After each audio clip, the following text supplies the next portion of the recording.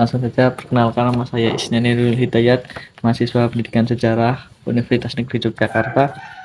Dengan Bapak siapa?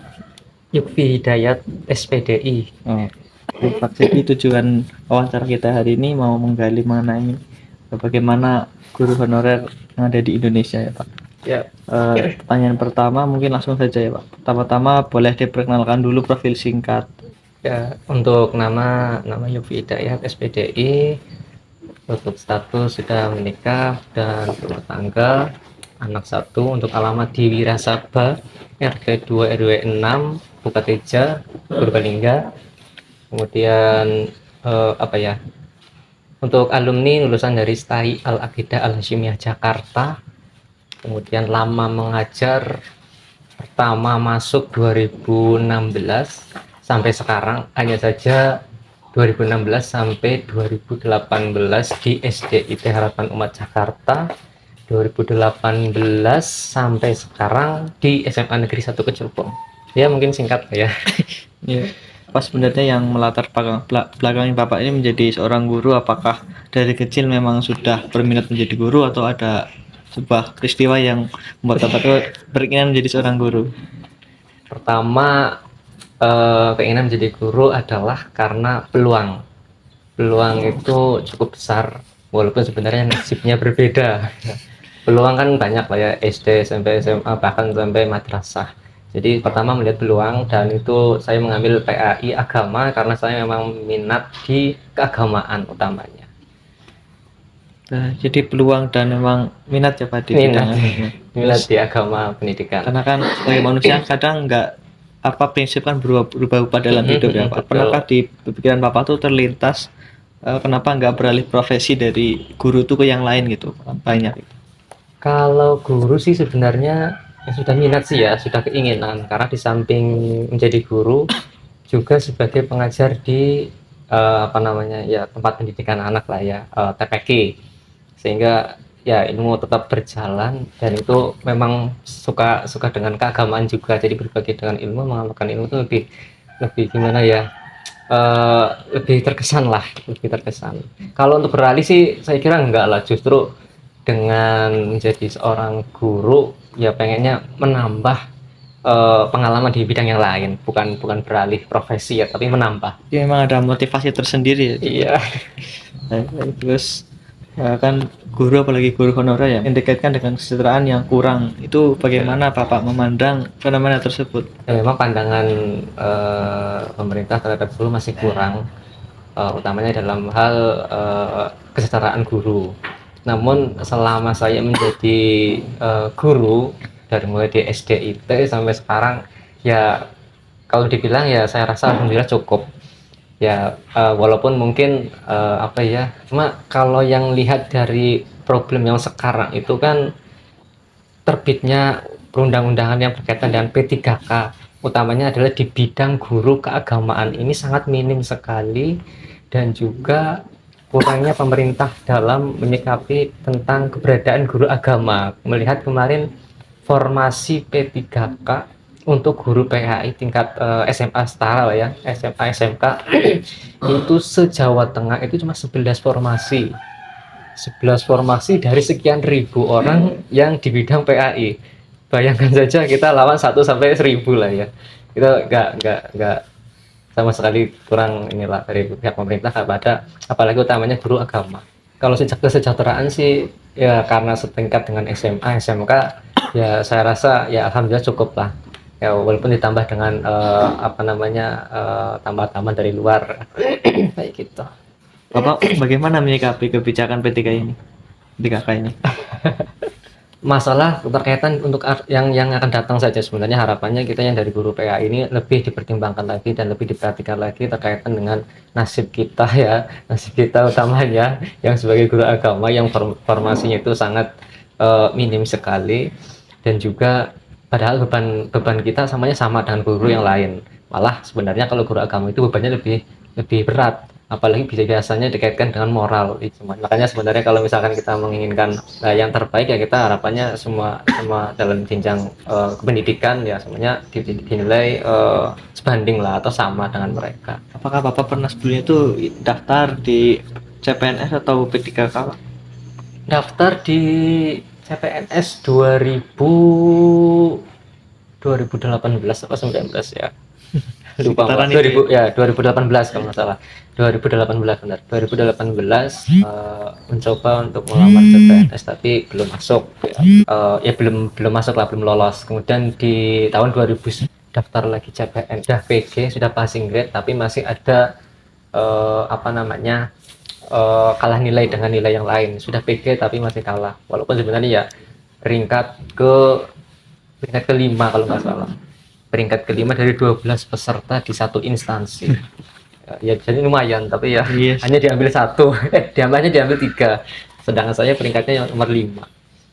Kemudian untuk P3K, karena P3K yang di awal itu tahap pertama itu saya tidak masuk, tahap kedua kemudian saya masuk, baru daftar, bisa mengikuti seleksi, dan di situ ya saya belum PG juga karena sebenarnya sistem di awal itu adalah ketika ada serdik, sertifikat pendidik itu masuk, ngikut saja itu sudah lolos, walaupun nilainya mungkin sangat jelek lah ya, tapi karena serdik dia 100% lulus, sedangkan saya belum serdik, belum belum apa-apa sudah kalah dulu sebenarnya, belum ujian sudah kalah dulu dengan serdik.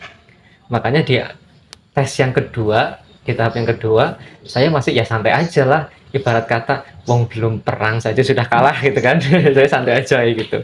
Cuma yang harapan yang ketiga di tahap kemarin P3K yang tahap ketiga saya belum masuk karena sistem berubah, dan sampai sekarang di harapan kami, termasuk di teman-teman kami di MGMP dan juga AGPAI, Asosiasi Guru PAI Purbalingga, ya kita harapannya semua guru PAI itu ya kembali lagi kepada apa namanya, peran pemerintah terhadap kesejahteraan dari guru agama, karena pada dasarnya ya agama tidak terlepas Benar, benar. dari apa namanya, ya semuanya pasti bersumber dari agama lah. Stigma kan nggak cuma dari lingkungan sekitar Papa sendiri ya, dari masyarakat juga sering menganggap bahwa ini guru kenapa kok nggak disejahterakan, padahal anggaran banyak, malah kayak dianaktirikan. Itu bagaimana Papa menyikapi apa fenomena tersebut? Guru ya beban beban segalanya lah ya. Ya beban moral, beban material juga.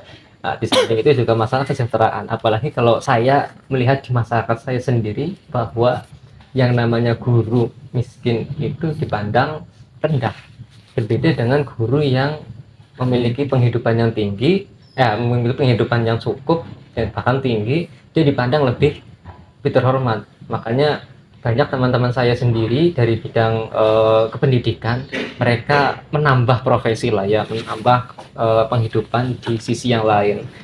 Ada yang mereka ikut ternak, ada yang mereka ikut dagang apa gitu di rumah, ada yang lain sebagainya lah. Yaitu karena memang penghidupan dari apalagi pendidik yang masih apa namanya, berstatus honorer ini kan ya sangat inilah ya.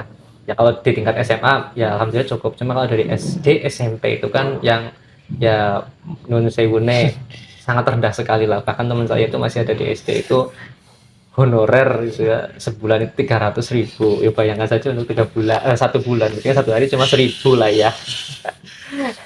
Sampai cuma ada tambahan yang lain mungkin seperti apa namanya ya, kayak tambahan apa itulah ya, mungkin dari pihak sekolah ataupun yang lain. Tapi ya itu secara gaji pokoknya itu 300. Nah menyikapi itu tadi di masyarakat lagi, guru yang berkehidupan atau ya bukan miskin lah ya, kurang kurang cukup lah, itu dipandang ya sebelah mata saja. 2 tahun lalu kan ada pandemi COVID ya Pak, tentu berpengaruh juga terhadap para guru, termasuk guru honorer. Apa yang menjadi kendala atau menghambat Bapak selama pandemi ini sebagai seorang guru? Kalau melihat dari efek pandemi bagi guru, utamanya SMA, SMK sih sebenarnya nggak ada pengaruh dalam finansialnya. Cuman dari segi pendidikannya kan kurang, karena semuanya bersumber dari online, online, online. Nah, ketika kita ada PTM, kemudian sampai kepada tatap muka, melihat anak sudah kayak apa namanya, apa namanya ya, lost learning sekali lah ya. Jadi wah, ya, kesulitannya di situ. Ketika masuk, wah seolah-olah kayak anak itu kaget lagi dengan kedisiplinan, ketertiban. Apakah dari sekolah sendiri atau dinas pernah ada semacam bantuan atau pewadahan untuk para guru honorer? Kalau untuk sekolah Ya mungkin hanya lewat cabang dinas saja sih, karena kita kan memang di naungan dinas. Kalau untuk bantuan-bantuan yang lain dari AGPI juga ada, pernah AGPI mengajukan kepada Kementerian Agama. Sebenarnya kita kalau yang guru agama itu kan punya, ibarat kata punya orang tua dua ya, satu dari Kemenang, satu dari Iya. Mendikbud. Nah itu kan kadang kita kesana kesini lah. Jadi salah satunya ke Kemenang, kemudian dapat bantuan. Salah satunya dulu itu ada PSU dan juga bantuan apa namanya berupa beras, berupa sembako lah, berupa sembako. Kemudian dari dinas juga pernah juga ada PSU juga, dari dinas itu bantuan-bantuan untuk guru-guru honorer yang terdampak daripada COVID pada saat itu. Iya, Pak. Eh, Menurut Bapak sendiri, apa sih yang memotivasi Bapak dalam mengajar selama ini? Apakah dari siswanya atau memang motivasi itu datang dari dalam diri Bapak sendiri? Ya kalau saya sendiri, dari saya sendiri sebenarnya ya. Pertama saya punya komitmen itu khairin nas anfa'uhum nas, anfa'uhum nas. Jadi sebaik-baiknya manusia adalah bermanfaat bagi manusia yang lain. Jadi kalau kita punya kemampuan, kita punya kelebihan, punya ilmu dan lain sebagainya lah ya, kita berbagi itu saja sih. Kita berbagi, yang penting ada manfaatnya ya, bukan dimanfaatin ya. Iya. Dimanfaat. Apa harapan Bapak ke depannya bagi profesi guru di masa depan?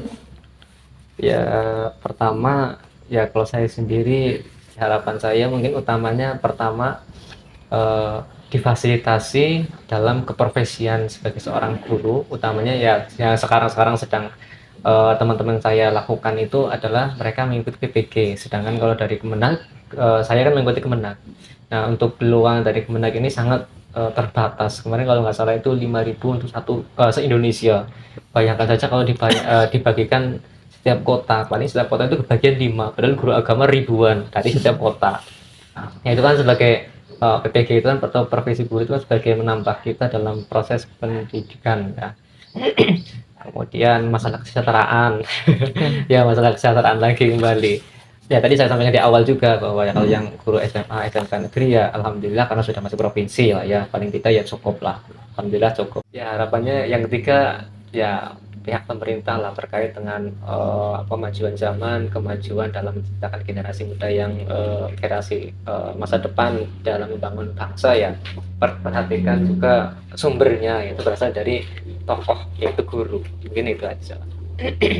Terus mengenai akhir ini kan kayak ada program dari Kemendikbud juga semacam kurikulum Merdeka Belajar, terus ada guru penggerak. Itu bagaimana Bapak menanggapi dari program-program tersebut? Apakah mengakomodasi selama ini yang dibutuhkan atau bagaimana Pak? Ya kalau pertama mengenai guru penggerak, ya sebenarnya kita semuanya masuklah dalam kriteria, tapi mengingat pertama kalau saya pribadi itu beban kita dalam mengajarkan pasti akan bertambah. Di samping kita mempunyai kewajiban yang lain, ada kewajiban yang lain kayak misalkan tadi ikut program guru penggerak, kan semuanya ada pendidikan juga sih. Kemudian untuk masalah kurikulum merdeka ya sebenarnya banyak sisi positifnya juga, karena kita mengajarkan anak juga dalam hal banyak lah, dari kemandiriannya, dari mengenal budayanya, dari mengenal karakternya, dari macam-macam. Itu mungkin program-program itu ya cukup baik. Cuma ya kita dalam utamanya kalau saya sendiri dalam pengejaran materi itu apa jamnya bukan jam, waktu kita itu dalam memberikan materi berkurang, yang harusnya mungkin biasanya 3 kali pertemuan materi full, nah sekarang kan paling 2 materi dua jam untuk materi, 1 jamnya untuk project itu. Jadi kadang materi ada yang belum tersampaikan tapi sudah melaksanakan project yang sekian ya, kayak gitu. Terakhir Pak, apa yang pesan yang ingin Bapak sampaikan kepada para calon guru di luar sana? Nah untuk yang sudah terlanjur menjadi guru, ditekuni saja, dilanjutkan saja, diteruskan, diperjuangkan. Pada dasarnya sih semua orang adalah guru. Pada dasarnya semua orang adalah guru. Kalaupun tidak menjadi guru dalam sekolah, paling tidak jadi guru dalam rumah tangga ataupun ya keluarga lah. Jadi yang sudah terlanjur jadi guru, kalau misalkan nanti untuk tetap memang melanjutkan profesinya sebagai guru ya pilah-pilah lah ya. Pilah-pilah sekiranya ya, pilah-pilah pikir-pikir sekiranya memang itu adalah bidang yang sudah ditekuni, sudah diminati betul bahwa targetnya harus sekian di sini dan sebagainya. Cuman kalau misalkan pertama itu melihat adalah secara material, maka itu tidak menjamin. Kecuali memang ya nasibnya sudah berbeda lah ya. Kayak misalkan ada tes CPNS tiba-tiba langsung berangkat jadi guru ataupun yang lain sebagainya. Sedangkan program pemerintah sekarang kan cukup menyulitkan bagi guru-guru yang baru. Karena guru-guru yang lama sendiri belum terakomodir dalam penempatan ataupun peluang-peluang untuk menjadi diangkatnya sebagai P3K ataupun ASN. Mencari penghasilan, cari tambahan yang lain, tapi tidak mengurangi tanggung jawab dia ketika dia di sekolah. Mungkin hanya itu saja. Baik Bapak, wawancara sudah selesai. Terima kasih atas waktunya Pak. Ya, sama-sama.